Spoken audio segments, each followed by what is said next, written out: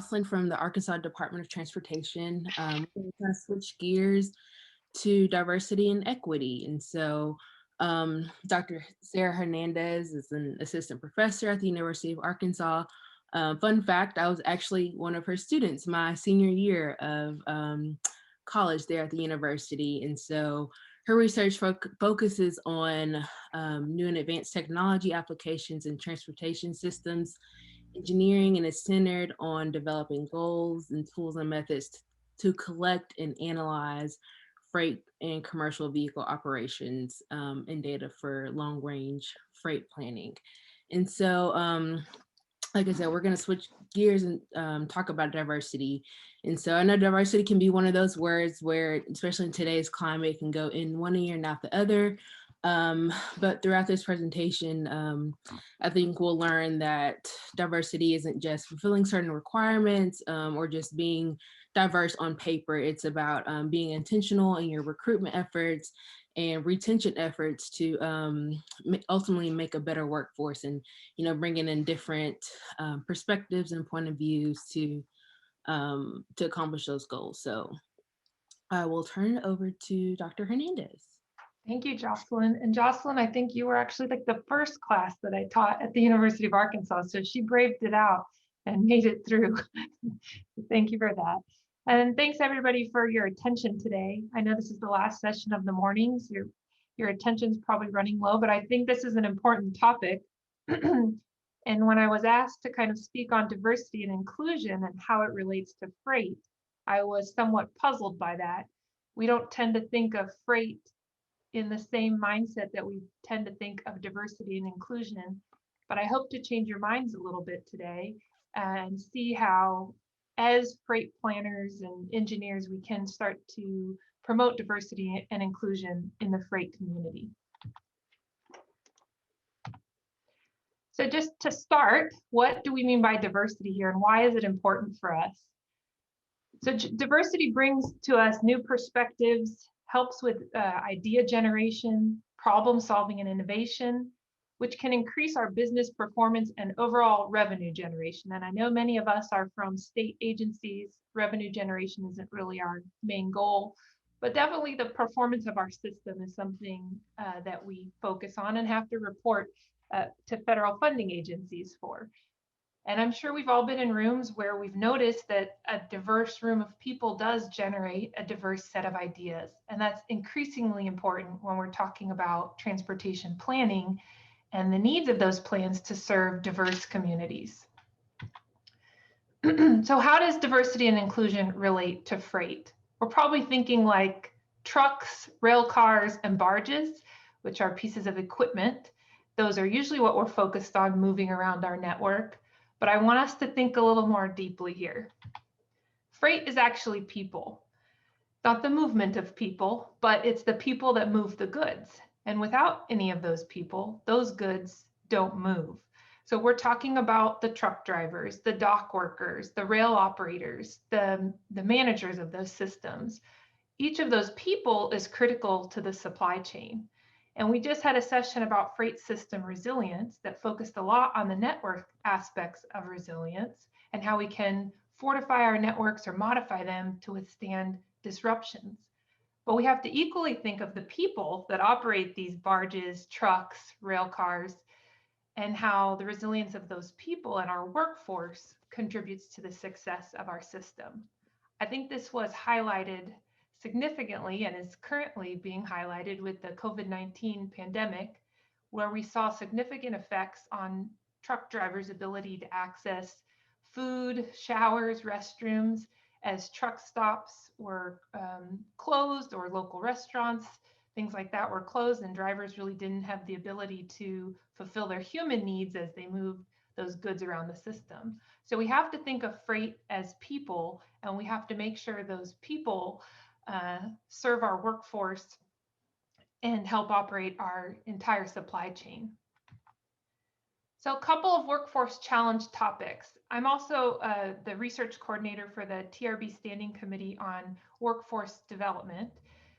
And we talk a lot in that committee about the issues that affect our transportation workforce. And that goes from anything from local transit the local transit workforce to the truck driver workforce. And so some of these topics listed here on the left in bullets are workforce issues we see across the board.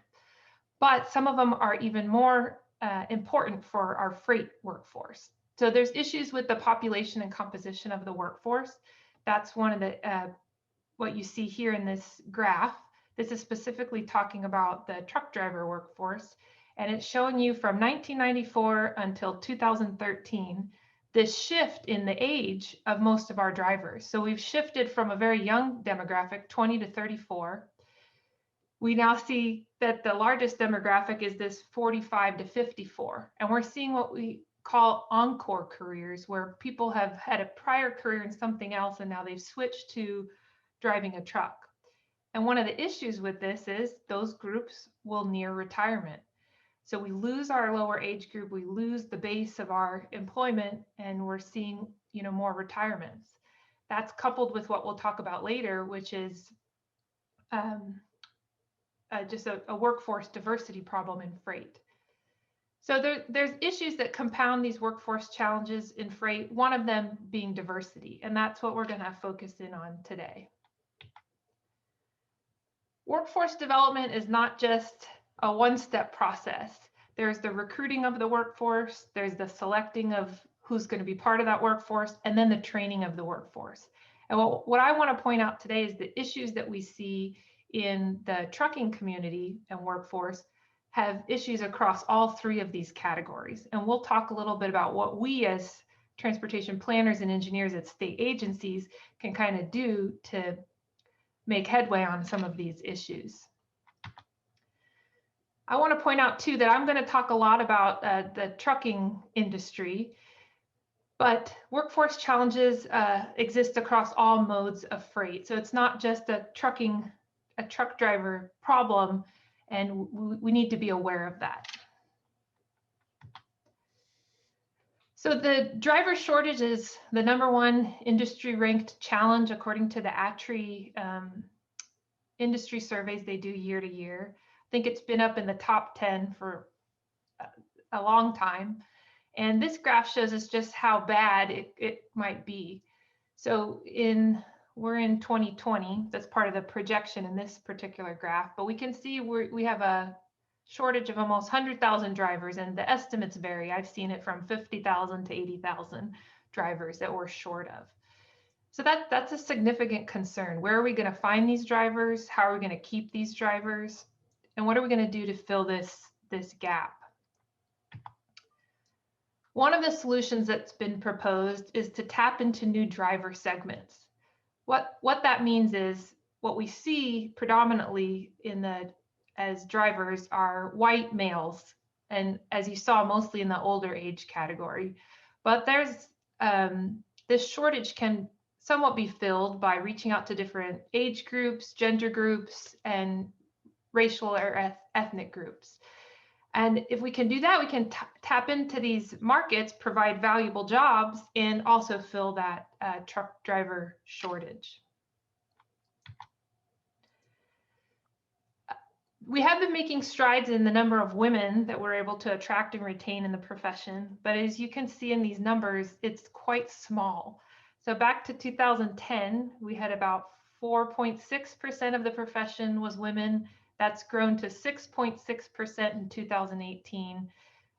Clearly, that's still a very, very, very small fraction of the total driver population. And I'll talk later about how we can kind of start to move that number. We can also see that minorities represent only about 40% of the driver workforce. So again, these are populations of people that we can tap into to fill this driver shortage. And I'll talk later about how some of those population groups actually could improve the operations of the system. I thought this was a nice quote. This came from Shannon Newton. She's the president of the Arkansas Trucking Association. Many of our carriers are saying that 2020 is the worst driver shortage that has been since the early 2000s shortage, if not ever. We have the same systematic problem with the pipeline of potential drivers today that we had over a decade ago. Aging driver population, underrepresentation of women and minority drivers, and job market competition. So this is a top-ranked industry issue. I like this quote because it focused on that pipeline, that recruitment, selection, and training, which we'll talk about ways that we can affect that. And then really tapping into this market and attracting women and minority drivers into the truck driving careers. Part of the problem is identifying the unique requirements and challenges that are associated with hiring women into the profession. There's physical barriers, and changing our marketing and recruitment strategies to promote minorities to feel safe and welcome in this profession. Just as an example, here's a picture of a truck. You could see the average male height of about 5'10", average female height's about 6 inches shorter. And so the cab of the truck itself, and there's other elements of the truck that may not be designed to accommodate the smaller stature of an average woman. And again, we're planners and engineers, we're not equipment manufacturers. So we can't necessarily change the style of the truck, but we can start to promote ways that we can modify this to welcome more diverse drivers. One of the beneficial reasons of reaching out to women in particular to embrace the profession is that ATRI has a crash predictor analysis that they perform, and they found that female drivers tend to be safer drivers. They're involved in 20%, or male drivers are involved in more crashes than female drivers. So from a business perspective, it might make sense for a trucking company to reach out to female drivers. They could potentially lower their or increase their safety ratings. There are a number of industry organizations. This is where I want to bring the attention of anybody who's going to be running a state freight committee where they're inviting different trucking companies in their region. They're going to invite different players in the freight community. I think it's important here that you always reach out to these diverse groups and give them a seat at the table. A seat at the table that's equal to, your bigger trucking organizations or your white male dominated trucking organizations. So there's a group called Women in Trucking. That's a national group. There's another group called Real Women in Trucking. I think these two groups have some lively discussion amongst them and the different types of policies and things they promote. And then there's the National Minority Trucking Association. So note those down. I think those are great people to reach out to have take a seat at your table when you start to form your freight advisory committees or whatever those might be. So I want to talk through some of the issues for women in trucking. And I want to talk through them, and I want us to listen to this not as maybe we're not responsible for all these issues, but we do have ways to affect all of these issues and make change. So I'll talk about safety, physical accessibility, training and mentoring, and work-life balance. And all the pictures I'm pulling today for all of my slides come from various women in trucking websites, or this is from Swift Transportation, a trucking company that is highlighting women in the profession. So we'll talk through these 4 issues.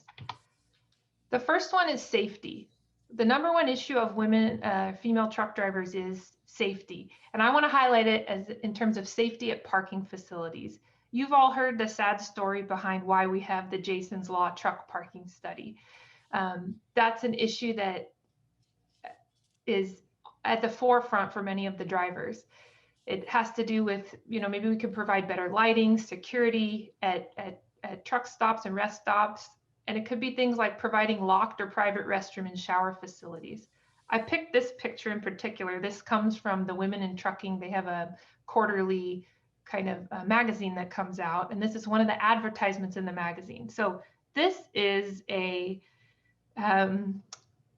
weapon of sorts, a personal protective device that throws a small ball of pepper spray at an assailant. How would you feel if our transportation planning magazine was advertising to us to carry a personal protective weapon to shoot pepper ball or pepper spray at somebody. I mean, if you were having to come to work and this was something you had to bring with you, that'd be a major concern we would need to address. So this is something, again, we can help with as planners and engineers.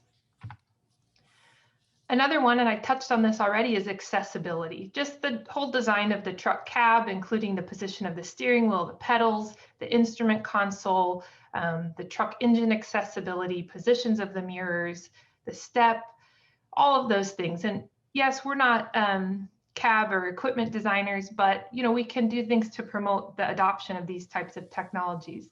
This is another picture from a Women in Trucking quarterly magazine, and this is just showing the lift that goes on the trailer here, this little leg that pops down. The maneuvering of this can be quite difficult and taxing on the body, and it can be even more difficult for women who tend to have a smaller stature. So this is an add-on device promoted by OSHA that can be added onto the truck to make it more accessible for people of different strengths. So a quick add-on, an adoption that we can make to make this a more accessible profession. Another issue that I find very interesting is training is significant in part of the truck driver recruitment and training process. And one of the issues is that to do ride-alongs for that training, you're going to be going overnight, many nights, potentially sleeping in the cab, things like that. And you may feel uncomfortable doing that with somebody of a different gender. So the industry and the women in trucking groups are promoting this adoption of same gender training opportunities, and having there be more female mentors and trainers out there as a way to help women become more comfortable in the profession and learn from other women. There's also talk now through COVID to switch to CDL licensing using driver simulators. So we can start to think about ways we can use that for advancing the diversity of the profession in our training mechanisms. Another big issue for women in the profession is this idea of work-life balance. And I can't say this is only for trucking. I'm sure many of us feel this challenge in our own lives and jobs. One issue here is most of the trucking advertisements that you'll see will picture what we think of as a typical truck driver, your older white male. And what the industry is starting to switch to is, let's put advertisements out there that show women and diverse people in roles as truck drivers and mechanics. So I thought this was a great ad here from Holland Truck Lines, showing women in various roles of the trucking industry. And there's also tiers of the trucking industry. It's not all over the road, 2 weeks out trucking. There's daily, there's weekly drivers, people that return home on a nightly basis. And so there's ways to structure the industry and the jobs around the work-life balance goals of these different populations. So this is the slide I want us to think about as I end this talk, that what is our responsibility? And that means people at public agencies, so state DOTs, myself at a university. We don't hire drivers. I'm not in that business, and I know most of you aren't. But what can we do? We do fund things, or we choose what to prioritize for funding. We can fund projects that make parking facilities safer.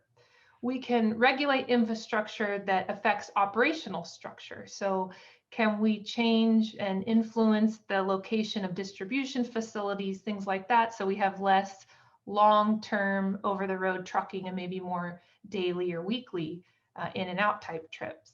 We can incentivize technology adoption to help with in-cab technologies that are maybe more accessible to different populations. We can facilitate expanded options for driver training programs. There's some federal legislation tied to those types of issues, and we can act as voices for those.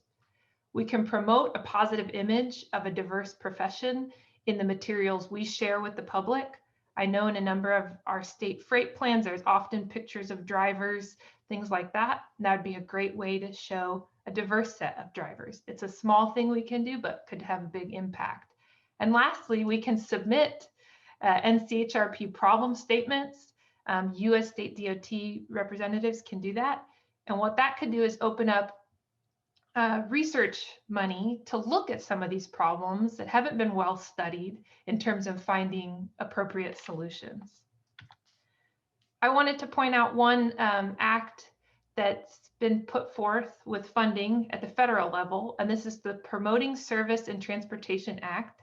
It's about $5 million in funding, and it authorizes the US DOT to put out a series of digital and print media as like kind of public service announcements to increase the awareness of the transportation profession.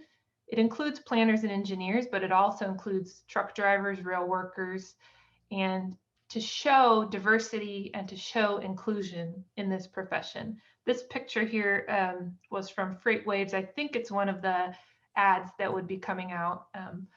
But there's money behind this. I'm not sure how states may be able to tap into this or what that mechanism is, but it could be something we can use.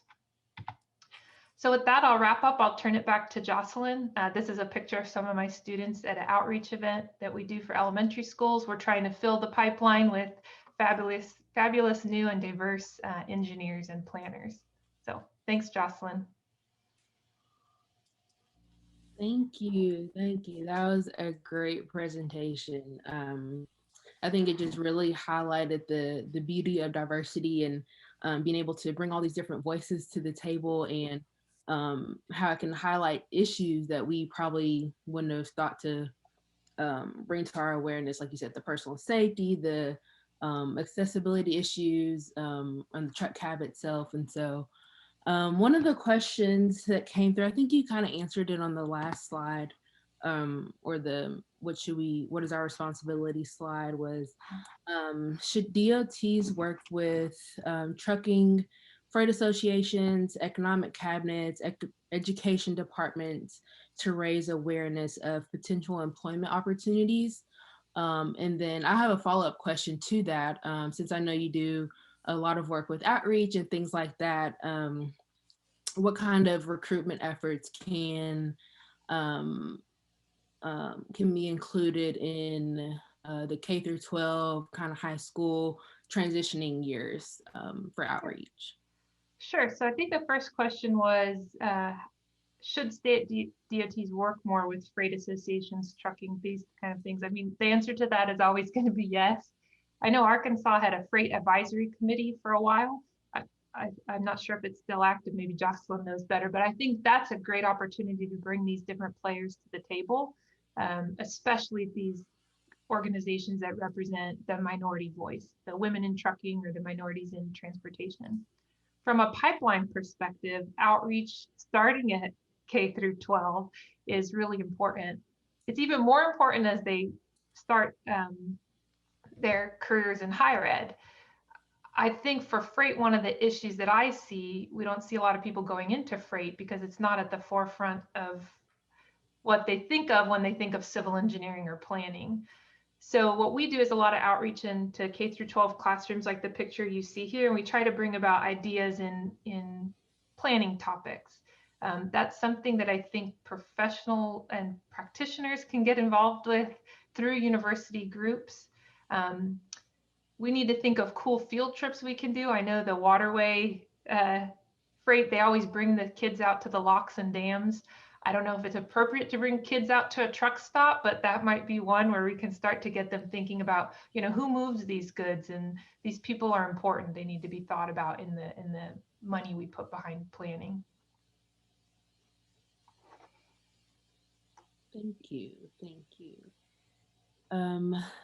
Noel asked, has it been considered how better lighting or conditions, including lighting and paving, could be provided to truck facilities, aside from developing public parking? Okay, sorry. That's okay. I think I can see it there. Yeah.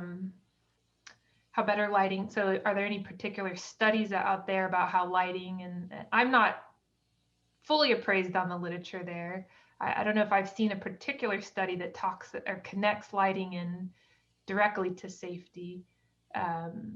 I think that would be an interesting problem statement to put forth in an NCHRP synthesis or study like that. I haven't seen one, and others are welcome to chime in if maybe they've come across something like that.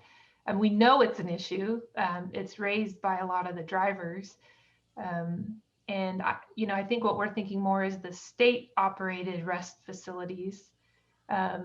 Maybe the ones that are also used by the general public, they have lighting, but think about those ones that are literally a lot with a dumpster. Those maybe don't tend to have the best lighting, but they're used. If you drive by them, they're full of trucks. There's trucks parked on the ramp. So I think truck parking in general is something we can do to advance the safety of drivers. Again, I think that would be a great problem statement. If it doesn't exist, somebody can start to uncover that data and see what those correlations might be, and put some benefit cost ratios to it and make it a viable funding idea. I agree. I think that would be a great research opportunity. Let's see. I have another question. In your research and gathering information, did you find anything on any specific pay gaps or competitive compensation for the reason for the lack of drivers or minority drivers in the industry? Sure. I think I didn't see anything specifically related to a pay gap for the same work. That doesn't mean it doesn't exist. I just didn't come across anything like that. What I saw was pay gaps in the type of work. So you're more like drayage truck drivers, maybe the daily drivers that are out and back in a day. Their pay may be different than a long haul truck driver. And the types of groups we have involved in those two aspects of the profession may be different. So because of issues like that, you may see pay disparities. It has been expressed that pay is not the only issue that's causing the driver shortage. I can't speak to the extent to which that may be true or not, but the idea is that increasing the pay would solve a short-term problem of attracting more drivers, but it seems to be a longer-term problem that's existed more than 10 years. And so it's really like a pipeline problem. How are we getting these younger people out of high school, out of community college or college into the profession? And you saw that first chart with this shift in the age categories moving towards more older drivers. So hopefully that answers your question somewhat. And if anybody is interested in an NCHRP problem statement generation, I am, like I said, on the workforce committee, and I'd be happy to work with you to get that submitted through our committee for TRB.